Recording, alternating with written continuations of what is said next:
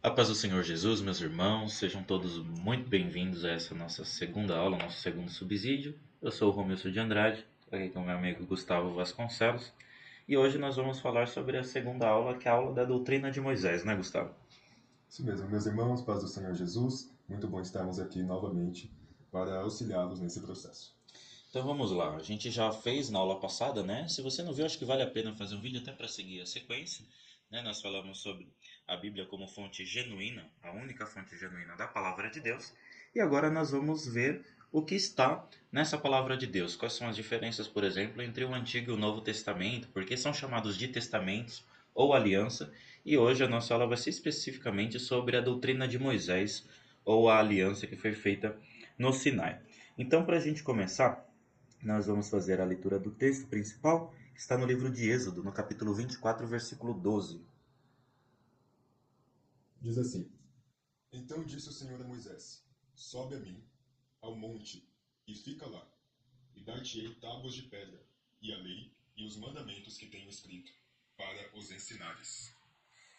Então, aqui nós já temos uma referência clara ao Decálogo, né? Pastor Ezequias Soares, no livro Os Dez Mandamentos, ele diz o seguinte: uns acreditam que os termos lei e mandamentos sejam sinônimos, que indicam o conteúdo das tábuas de pedra. Uma tradição rabínica interpreta que se trata do Decálogo e das leis e de leis adicionais. Mas os Dez Mandamentos foram escritos em duas tábuas de pedra. Só os Dez Mandamentos foram escritos em duas tábuas de pedra, pelo próprio Deus. Conforme nós vemos em Deuteronômio capítulo 4, versículo 13, Deuteronômio capítulo 5, versículo 22 e capítulo 10, do versículo 2 ao versículo 4. É importante fazermos essa leitura. Então, Deuteronômio capítulo 4, versículo 13.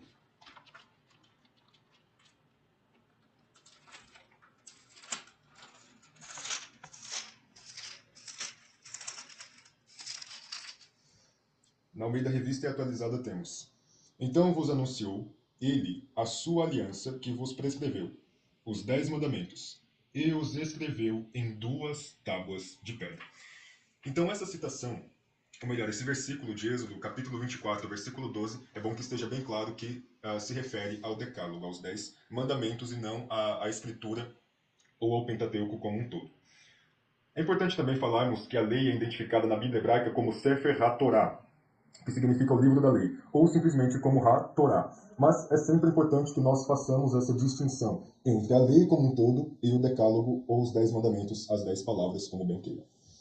Então, apenas para nós concluirmos essa questão de Êxodo 24, 12, nós não temos dúvidas alguma de que a questão dos 10 mandamentos é oriunda de Deus. Né? Então tem um valor espiritual muito grande como todo o resto das escrituras. Mas ela toma um sentido de ser mais singular, mais exclusiva, mais ímpar, porque foi escrita pelo próprio Deus quando Moisés estava no monte.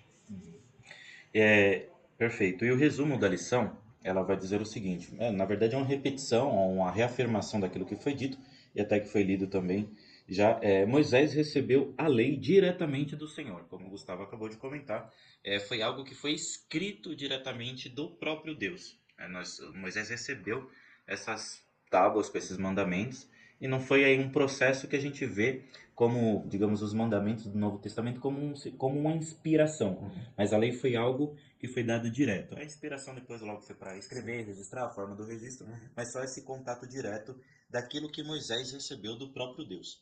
E o nosso texto bíblico, conforme sugere a lição, está no livro de Gálatas, no capítulo 3, versículos 23 a 26, mas nós gostaríamos de fazer uma sugestão, entendendo que, fazendo a exegese do texto, ou seja, explicando aquilo que o texto está dizendo em relação a esse assunto, que depende diretamente do seu contexto, nós entendemos que num contexto mais imediato, para ter uma compreensão completa dessa explicação em relação ao que é antigo, o que é nova aliança, o que representava a lei de Moisés em relação a essa nova aliança que nós temos, o Novo Testamento, ratificado e entregue por Jesus Cristo a nós. Então nós vamos fazer a leitura a partir do versículo 15, ainda de Gálatas no capítulo 3, e aí assim a gente já continua a nossa aula. No versículo 15 diz assim: Irmãos, falo em termos humanos, ainda que uma aliança seja meramente humana, uma vez ratificada, ninguém a revoga ou lhe acrescenta coisa alguma. Aqui Paulo está já deixando de uma forma enfática né? Até porque, se a gente for pegar o contexto ali dos Gálatas, a gente vai ver que existiu logo depois algumas dissensões entre os irmãos, porque muitos deles ou estavam excluindo os judeus, como é no caso dos romanos, né? Uhum. Por isso que Paulo vai fazer aquela conciliação, fazendo todo aquele histórico, principalmente Romanos 9, 10 e 11, e já tem outros povos que estavam querendo ser judeus de novo, que é o caso dos Gálatas. Então a gente já vê essa separação muito explícita, né? Paulo lidando com essas duas circunstâncias. Uns querendo menosprezar, outros querendo judaizar, se é que existe essa palavra, né? Ou tornar-se prosélitos, de uma forma mais técnica. Então ele fala assim, olha, em termos humanos, ele está falando, ainda que seja uma aliança meramente humana, ou seja, quando a gente faz um trato boca a boca, quando é a nossa palavra com a outra, uma vez que essa aliança é ratificada, ninguém pode revogar ou acrescentar alguma coisa. Então ele vai estar falando, já trazendo todo o peso de responsabilidade que é derivada dessa aliança, e aqui ele fazendo a comparação entre a aliança abraâmica, a aliança com Abraão, né, que logo depois vem os mandamentos de Moisés, mas você vê que não é algo que começa em Moisés, já tem algo que é anterior a ele, que é essa Uhum. aliança abraâmica, e derivada disso tem a lei mosaica, que a gente vai falar mais especificamente dela. Dando continuidade ao versículo de número 15, no versículo de número 16, Paulo continua dizendo assim, ó, ora, as promessas foram feitas a Abraão e ao seu descendente. Não diz e aos seus descendentes, como falando de muitos, porém como falando de um só, e ao seu descendente que é Cristo. Então aqui Paulo já vai fazer uma ponte direta entre aquilo que foi feita aliança com Abraão e agora dizendo que Cristo não só vai ratificar essa herança, como ele herda toda essa herança. Então por isso que nós temos o entendimento que em Cristo são cumpridas todas as coisas, o pacto abraâmico, que do pacto abraâmico veio a lei, veio todas aquelas questões de tradição em relação à ordem litúrgica, à ordem cerimonial, às ordens morais. Cristo, na sua pessoa, cumpre todas essas coisas e agora ele vai nos dar uma nova aliança, né? Que em Hebreus, como a gente vai ver no capítulo 7, se eu não me engano, no versículo de número 12, vai falar que quando há mudança de sacerdote, também há mudança de lei. Então, Cristo, como sumo sacerdote, digamos, tanto da antiga como a nova aliança, ele cumpre os dois requisitos. Então, você vê que essa aliança ela é supra-Israel, se é que eu posso dizer assim. Uma aliança começada com Abraão e vem herdada por Cristo. E ele continua dizendo: e digo isto, uma aliança já anteriormente confirmada por Deus não pode ser revogada pela lei, que veio quando? Que veio 430 anos depois, a ponto de anular a promessa. Ou seja, está falando que Deus fez um pacto com Abraão, depois de 430 anos, com Moisés chega a lei, e não é que a lei sobrepujou todas aquelas promessas a Abraão, em ti serão benditas todas as famílias da terra. Abraão vem do dia do Senhor, né, ali na quase imolação ao seu filho Isaque. Então, ele foi chamado de uma terra distante, foi peregrinar com a terra prometida. Então, Abraão ele vai viver aquilo que a gente chama de proto-evangelho. Ele viveu em si tudo aquilo que Cristo ratificaria, e de modo que nesse período, né, houve, foi criado, digamos assim, foi dado por Deus a lei. E ele vai explicar o que é isso a partir do versículo 18, né, que é o cerne da nossa aula de hoje. Porque se a herança provém da lei, já não decorre de promessa.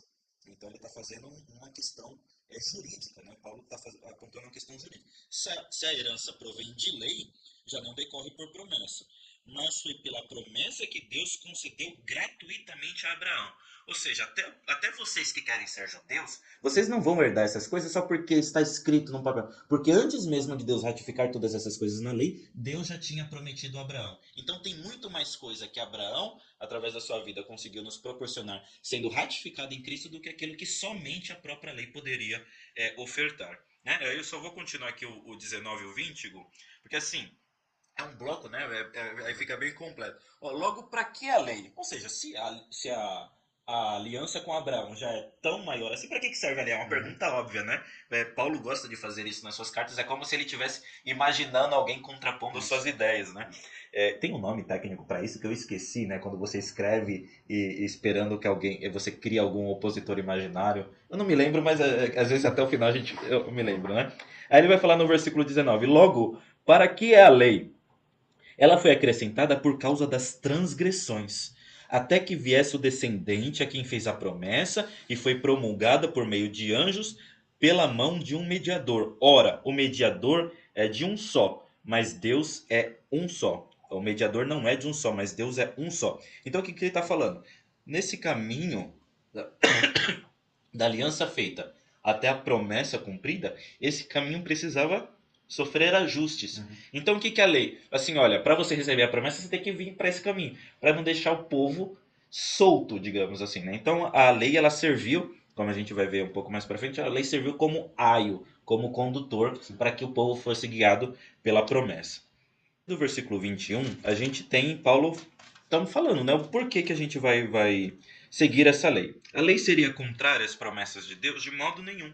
Então, primeiro tem a aliança, né? As promessas de Deus, e depois vem a lei. Uma coisa é contrária com a outra, de modo nenhum. Por quê? Se fosse promulgada uma lei que pudesse dar vida, então a justiça seria de fato precedente de lei. Então, o que ele está falando? Uma coisa é a promessa que dá vida, outra coisa é aquilo que foi promulgado em relação à lei. Uma coisa não completa a outra, né? Você tem uma promessa que ele te dá um destino, tem uma aliança, e a lei o ajudaria a conduzir nesse caminho, né? Para que não tropeçasse. Inclusive, ele vem adiante explicando o porquê disso, né?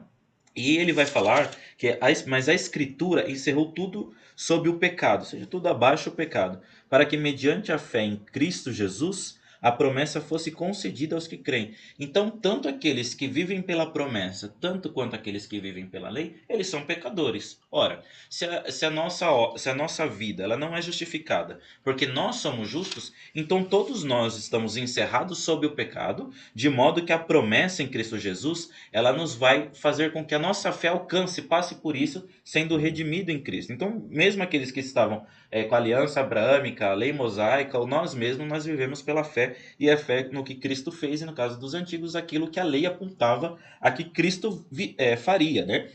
Aí nós chegamos ao texto da leitura bíblica, né? Que é o versículo 23. Mas antes que viesse a fé, estávamos sob a tutela da lei e nela encerrados, para que essa fé, que no futuro haveria de ser revelada. Então, de modo que a lei ela estava conduzindo um povo, ainda não nesse caminho mais excelente de fé, mas ela estava de modo, né, até que chegasse nas plenitudes do tempo, conforme a soberania da vontade, da presciência de Deus, até que nos conduzisse a esse ponto onde ela haveria de ser revelada.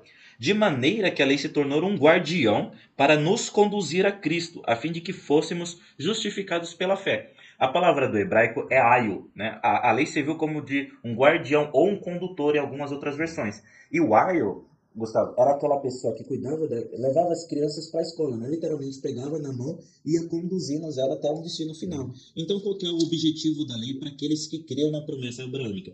A pavimentar esse caminho, ajudar a pavimentar o caminho, para que segurando na mão dela pudesse chegar até Cristo. Agora, de modo que o que estava acontecendo era uma perversão, que agora a lei não era mais um aio para o judeu, a lei era o próprio Deus praticamente.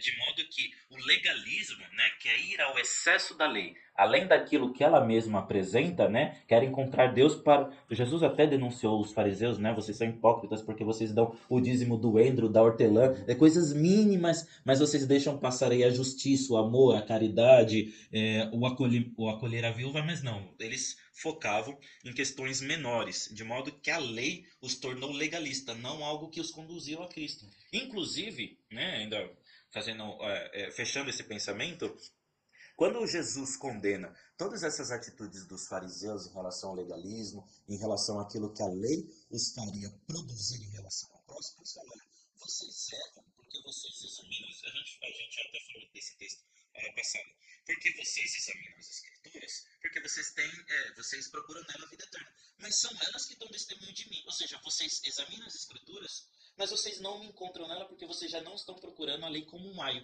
Vocês estão vendo a lei como se fosse um Deus e você é supralegalista, vai além daquilo que a lei quis dizer. E Paulo continua falando sobre esses problemas, né? Porque a lei ela era transitória, que é o que a gente vai falar, né, na questão dispensacionalista, no qual nós vamos falar disso um pouquinho mais para frente, mas só para dizer, olha, agora que veio a fé, ó Gálatas, já não permanecemos subordinados ao guardião, ou seja, eu não preciso mais da lei, porque agora eu cheguei diante daquele que é perfeito, agora ele diz, eu sou o caminho, a verdade e a vida, então eu não preciso mais da lei a me conduzir, porque eu já cheguei a Cristo, nós já demos a mão a Cristo. Pois todos vocês são filhos de Deus mediante a fé em Jesus Cristo. Não é mais sob a lei, não é só pela promessa a Abraão. A promessa de Abraão agora está cumprida em Cristo Jesus. Né? Aí o versículo 27, só para terminar.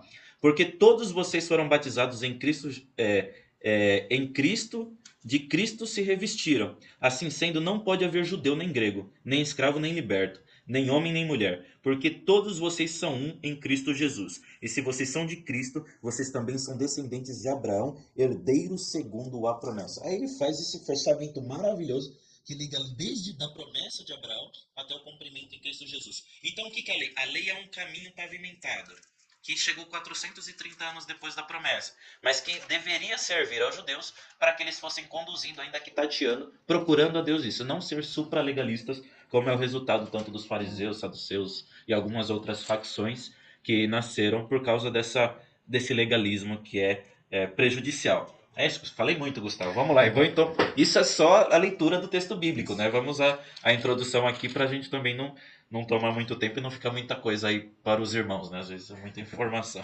Então, temos o seguinte na introdução. Nesta lição, vamos trabalhar a respeito do valor e propósito da doutrina.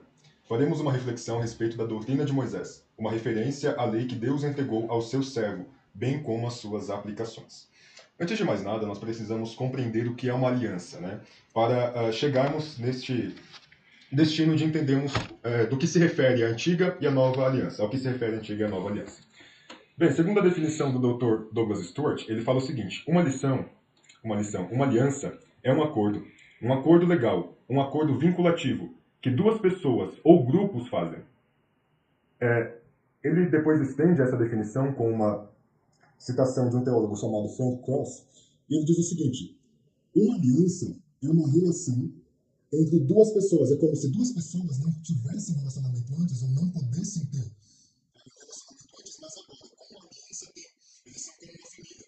E isso já está presente no Antigo Testamento, na relação entre Deus e o seu povo. E no Novo Testamento nós temos isso de uma forma mais intensificada. Nós temos então um acesso direto a Deus. E também temos uma relação com os nossos irmãos em Cristo Jesus. Então nós entendemos a aliança como esse acordo legal, como esse acordo vinculativo entre pessoas e grupos e também como essa questão do relacionamento. É importante frisarmos isso. Uma aliança deve estar ligada, deve estar atrelada a um relacionamento entre duas pessoas. Segundo este mesmo autor, no mundo antigo, os pactos tendiam a ter 6 partes. Isso é muito interessante. A primeira parte é o preâmbulo. O preâmbulo diz respeito a quem são as partes do pacto. Então, quem é X, quem é Y. No caso, o preâmbulo, as duas pessoas do pacto, seria Deus e o povo de Israel. Em segundo lugar, nós temos o prólogo, que é uma informação básica sobre como eles chegaram àquele lugar. Então, quando nós lemos Êxodo, do capítulo 1 até o capítulo 19, que fala sobre como o povo chegou até ali, em Êxodo, capítulo 20, a gente já tem Deus dando o decálogo, os 10 mandamentos para o povo, isso seria o prólogo, de Êxodo 1 até Êxodo 19. Então nós percebemos o cuidado que Deus tem, inspirando Moisés em todo esse processo, para deixar a mensagem clara, como se Deus estivesse dizendo: olha, eu estou fazendo uma aliança com o meu povo. E essa aliança se parece às vezes com os escritos babilônicos, com os escritos egípcios, é algo, além de algo espiritual, é algo legal. É algo que nós provamos através dos escritos, né? Então, são descobertas arqueológicas, né, que dizem que essa questão, essa estrutura da aliança de Deus com o seu povo, de Êxodo 1 até Êxodo 19, como sendo o prólogo, Êxodo capítulo 20, como sendo as prescrições que Deus dá ao seu povo nos 10 mandamentos, fazendo essa comparação com a estrutura dos documentos egípcios e babilônicos, nós temos então a mensagem de Deus, como se Deus estivesse dizendo: olha, eu estou fazendo uma aliança com o meu povo, e essa aliança é visível para todos os outros povos, todo mundo percebe a relação de Deus com o seu povo. Em terceiro lugar, nós temos as estipulações. As estipulações se referem às leis, os 613 mandamentos que Deus deu. Em quarto lugar, temos as sanções. Sanções diz respeito... É basicamente aquilo que tá ainda. Desculpa até te interromper, mas você falando assim, pra mim já veio direto Deuteronômio 28. Olha, a sanção é o seguinte: você tá fazendo isso, se você obedecer, se você cumprir todos esses requisitos, você tá abençoado. Você vai ser cabeça, você não vai ser cauda, você vai ser bendito onde você pisar. Agora, se você não obedecer, aí entra as sanções. Aí você vai ser peregrino em terra estrangeira, e a gente vê muitas das sanções se cumprindo praticamente em todo o Antigo Testamento, né? Exatamente. Então, as sanções são promessas de benefícios que surgirão quando você cumpre um pacto, né? Então, a gente tem lá em Deuteronômio 28, seria o monte, os 2 montes é o A bênção monte... do Monte Gerizim Isso, e a do Monte Ebal. Monte A Ebal. maldição, isso, exatamente. Então, as sanções, as recompensas que o povo receberia cumprindo as promessas ou cumprindo as prescrições de Deus ou as maldições que o povo receberia ao descumpri-las. Em quinto lugar, existe a lista de testemunhas. E quando a gente vai para Deuteronômio capítulo 30, Deus fala o seguinte: os céus e a terra são testemunha contra vocês. Aí tem até a questão de duas testemunhas, né? Que Isso, dão testemunho verdadeiro. Até no exatamente. Apocalipse vai ter as duas testemunhas, né? A gente não sabe o que é, mas Deus sempre evocando essa questão de duas testemunhas. Mais Interessante. fantástico ainda é pensarmos que as duas testemunhas fazem parte da criação de Deus. Então, quando Deus está englobando toda essa criação, este plano dele, né? Então, ele está dizendo, olha, as testemunhas é a minha criação, é os céus e a terra. Quem são as pessoas que estão se relacionando? Sou eu e o meu povo. Então, Deus relacionando desde Gênesis 1 até o presente momento, até Êxodo capítulo 19. Como se Deus estivesse dizendo, olha, os egípcios, os babilônicos, convocam as testemunhas e elas são carnais, são pessoas. Às vezes líderes, às vezes pessoas nobres, mas eu, Senhor Deus Todo-Poderoso, convoco céus e terras quais eu fundei. Glória a Então, Deus. isso é muito interessante ver esse trabalhar de Deus. E, em último lugar, nós temos a documentação. Aonde nós vemos a documentação? Em Êxodo capítulo 24, versículo 12, conforme nós já lemos aqui.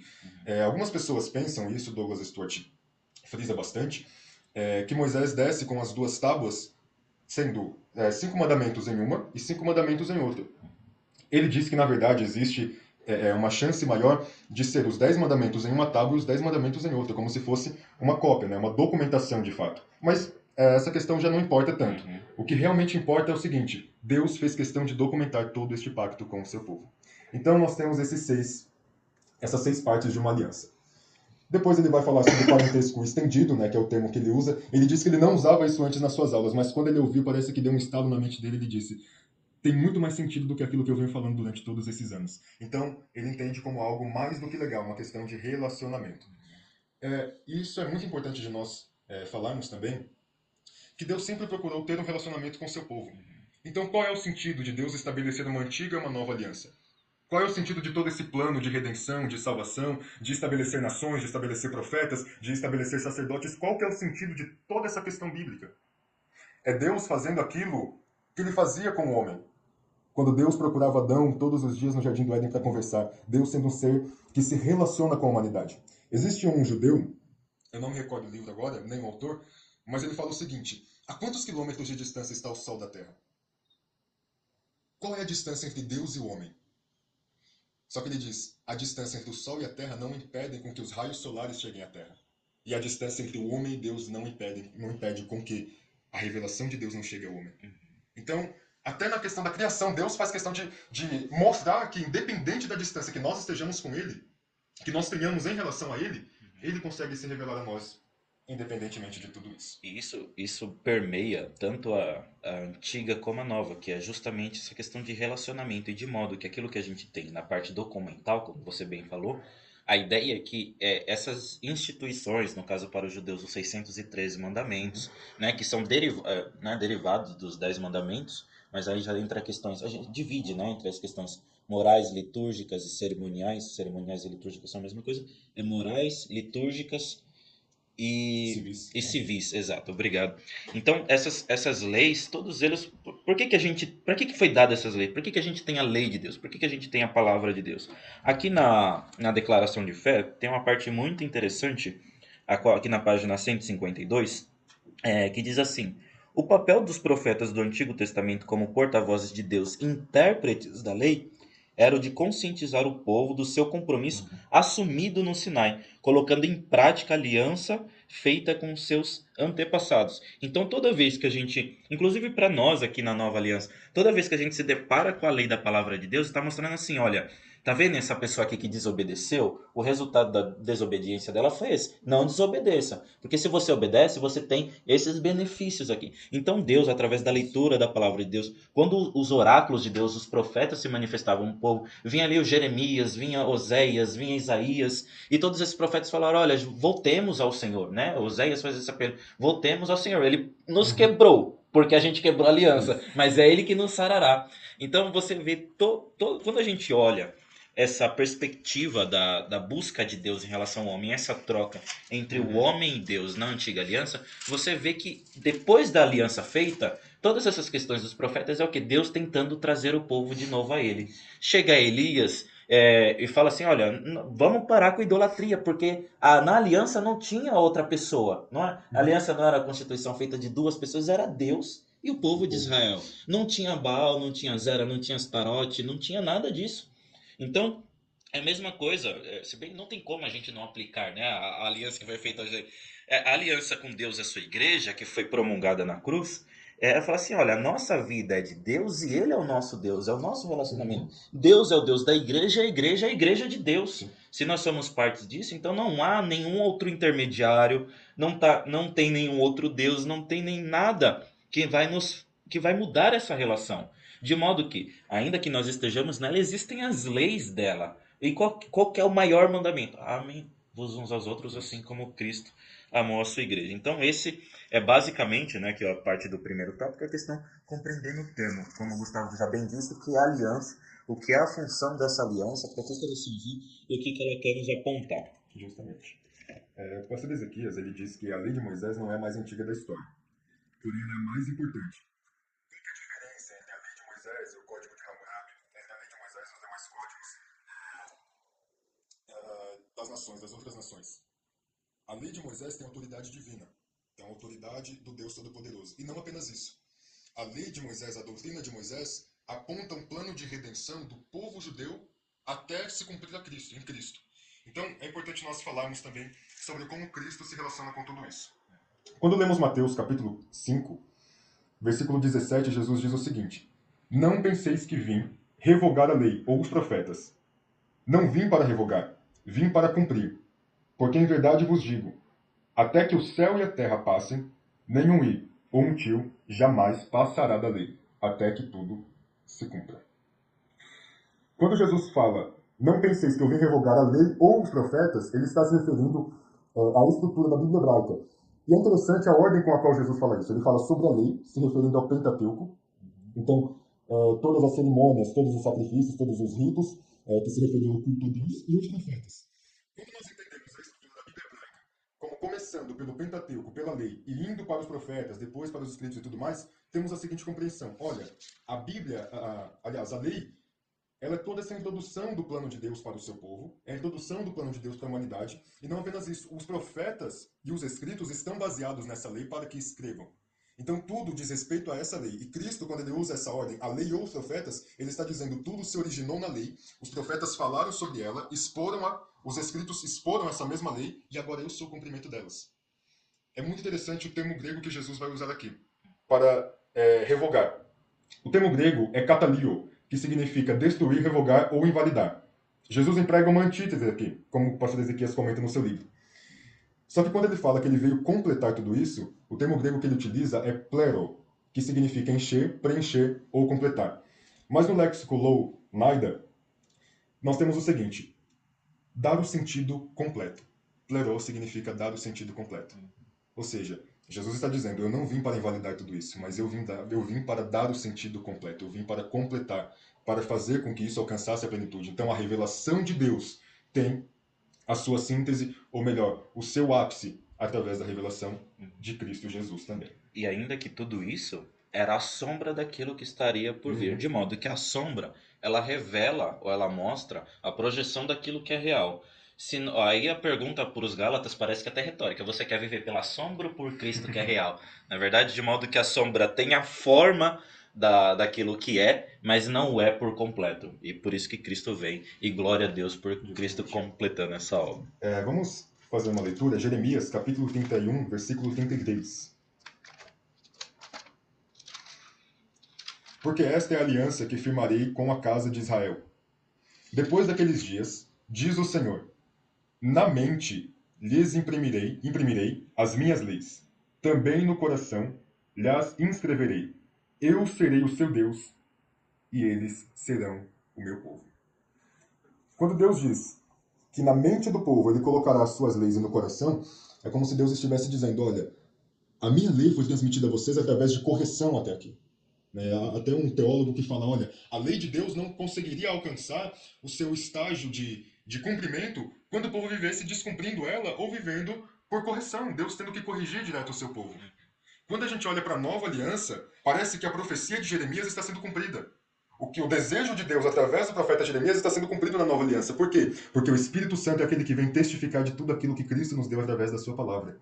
Então, o desejo de Deus é que a sua lei, a sua palavra esteja na mente e no coração. Quando estabelecemos a comparação entre a antiga aliança e nova aliança, percebemos que a nova aliança torna-se mais eficaz porque essa lei agora está impressa nos nossos corações e não apenas nas nossas mentes, mas não apenas as coisas.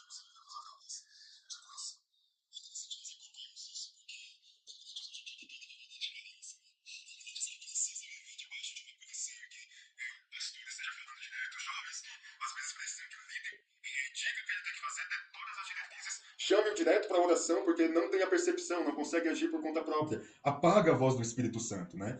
E quando pensamos em nova aliança, a gente vê esse contato direto entre Espírito Santo e crente. Então, é muito interessante pensarmos a respeito disso. Voltando um pouco àquilo que nós havíamos falado, a lei de Moisés tem três estágios, né? Na verdade, as confissões, a confissão de fé presbiteriana, que seria a confissão de Westminster, né, traz isso, já os reformadores trazem isso. Como o Romilson já antecipou, temos lei civil ou judicial. Ela representa a legislação dada à sociedade israelita, a nação de Israel. Lei religiosa ou cerimonial diz respeito ao culto. E a lei moral representa a vontade de Deus para o ser humano. A pergunta que nós devemos fazer é: até que ponto a lei é aplicável à Igreja de Jesus? Até que ponto devemos praticar essa lei? Então, meus irmãos, eu acho que algo que fica importante também relembrar a partir dessa fala do Gustavo é assim: nós somos dispensacionalistas. O que é o dispensacionalista? Nós acreditamos que a mecânica, né, da salvação, até porque o dispensacionalismo vai verificar muito essa questão do povo escolhido, da aliança, como é que está funcionando. Deus tem uma aliança agora com Israel, ou é com a igreja é Israel, a igreja herda as promessas que foi feita a Israel, como é que funciona isso? Então, nós, numa linha dispensacionalista, nós dividimos, né, basicamente as maiorias das teologias sistemáticas, desde lá do Gruden, que é a mais, né, do Wayne Gruden, que é a mais comum, ele vai dividir em 7 dispensações, que é inocência e consciência, inocência antes do pecado, consciência pós-pecado, patriarcal, né? Os patriarcas eram o chefe de família, em relação, conduzindo ali sua tribo, seu povo. Depois tem o governo humano, ou não necessariamente nessa ordem, pode ter governo humano e patriarcal, porque no começo podia ser, né? Você via já o Egito muito bem desenvolvido, enquanto a família de Jacó ainda ali no regime patriarcal. Então não necessariamente nessa ordem. Aí depois disso nós temos na quinta dispensação cada lei, a qual nós estamos tratando. Logo depois da lei cumprida, a lei vem a graça. E a sétima que a gente chama do milênio, no período ali pós-tribulacional, na ideia pré-tribulacionista, até na pós-tribulacionista, né? Depois a última dispensação seria o milênio, até que João vê os novos céus e a nova terra. Uma visão pré-milenista histórica, né? Exatamente, pré-milenista histórica. No caso, quando nós temos a questão da lei, quando Deus escolhe o povo de Israel que veio a partir de Abraão, né? Abraão, Isaac e Jacó, Jacó que é Israel, por isso Israel. Então Deus faz uma aliança com os patriarcas, Abraão, Isaac e Jacó, e ali é dado os oráculos, é dada a lei, é dada as revelações, os profetas, o Messias que iria vir para redimir todo mundo viria dessa nação Israel. Deus escolheu Israel, tanto é que ele vai essa escolha do porquê Israel é algo que Paulo responde no capítulo 9 de Romanos, fala assim: por que foi Israel ou Jacó e não Esaú? Né? Ele fala assim: olha, Deus preferiu, né, dar continuidade com Jacó e não com Esaú. Simplesmente por uma escolha na soberania de Deus. De modo que Esaú não foi rejeitado no sentido salvífico, mas foi rejeitado no sentido da questão da aliança. Isso é importante dizer para a gente não cair numa questão de predestinação, né? Dito isso, a gente entende que Deus, fazendo esse pacto, né, estabelecendo essa aliança com o povo de Israel, instituiu a lei para justamente conduzir até o ápice dessa revelação da humanidade, que é Cristo Jesus. Agora, nós temos em Cristo Jesus uma nova aliança. Né? Vamos ler, eu acho que é importante a gente ler Hebreus no capítulo 7. Só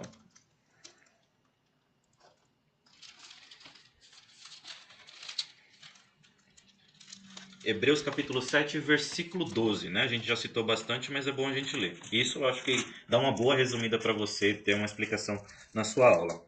Pois quando se muda o sacerdócio, necessariamente muda a lei. Então o que ele está dizendo? Olha, antes, nessa antiga aliança, o sacerdócio era executado pelos aqueles que eram da tribo de Levi, né, os levitas.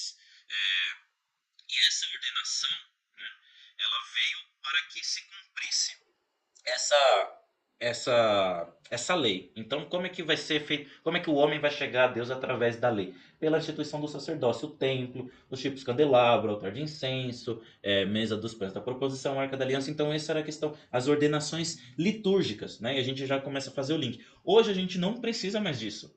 Porque essas leis litúrgicas elas foram cumpridas em Cristo. Cristo como a perfeição dos pães da proposição, ele mesmo como o pão da vida, ele como a presença do próprio Deus, o Emmanuel, não precisamos mais de arca da aliança, ele como altar de incenso, que ele intercede por nós com gemidos inexprimíveis, a obra do Espírito Santo, referenciada pelo candelabro de ouro, né, que era o único elemento que era feito de ouro puro, o símbolo da romã que frutificava, enfim, aí já tem bastante coisa nisso. Então toda a questão do templo, ela apontava para Cristo e sua obra. Então a gente não precisa mais dessa questão das doutrinas litúrgicas, que é o ponto 2, né? As doutrinas litúrgicas, essas leis cerimoniais, ou seja, o que tornava o homem puro ou impuro diante de Deus no sentido cerimonial. A gente sabe que o que a gente precisa fazer hoje digamos, é mais simples. Se é que a gente pode chamar assim, né? Analisar o homem a si mesmo e assim coma desse pão e beba desse cálice. Ou seja, verifique a sua vida, analise a luz da palavra de Deus e verifique se você está cerimonialmente puro. Né? Se você não estiver, o perdão, pedir perdão a Deus é o ato de purificação, coração quebrantado e contrito. De modo que aí a gente já descarta ou já foi cumprido em Cristo toda a questão das leis litúrgicas, porque Cristo, ele sendo Emmanuel, representa tudo isso. Inclusive, em relação às leis civis, porque Deus quis constituir um povo, então eles precisavam de uma legislação, questão civil, de uma, né, nós somos agora aqui brasileiros, eu não preciso da lei civil israelense. Isso é uma outra ideia, então é uma outra constituição. Pela questão litúrgica, Cristo cumpre para nós tudo aquilo que foi apontado no templo. Então Cristo, ele resume em si tudo isso. O que sobra para a gente em relação de instituição são as doutrinas morais. Porque a doutrina moral, eu diria até, Gustavo, que a moral, se é que eu posso chamar assim, apesar de não ter ouvido em nenhum outro lugar, a moral pode ser até um atributo comunicável. Porque Deus é um ser moral. Então ele comunica o que é moral. A moral é algo que é derivado do nosso caráter e o caráter de Deus é amor. Logo, todas as ações de Deus são derivadas de amor. A lei foi uma derivação de amor, a graça é amor. Então, de modo que tudo que Deus faz moralmente é bom.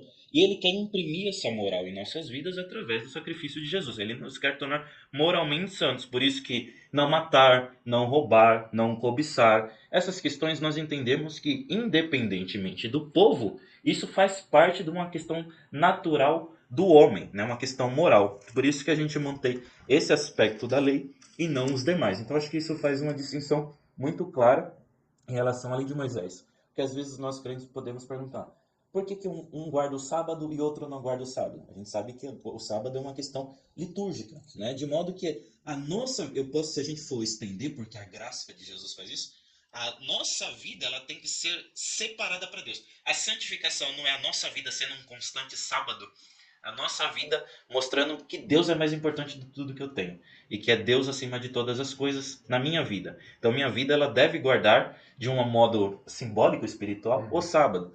Então não preciso de um dia específico, minha vida deve ser isso, né? E todas as outras questões de purificação, a gente vai ver que tinha algumas coisas específicas porque o povo andava no deserto, as questões de comida, de armazenamento, de higiene são completamente diferentes. Por isso que a gente tem essas nuances. Então, resumidamente, a questão moral é aquilo que nós obedecemos e nós guardamos hoje daquilo que foi instituído por Deus a Moisés.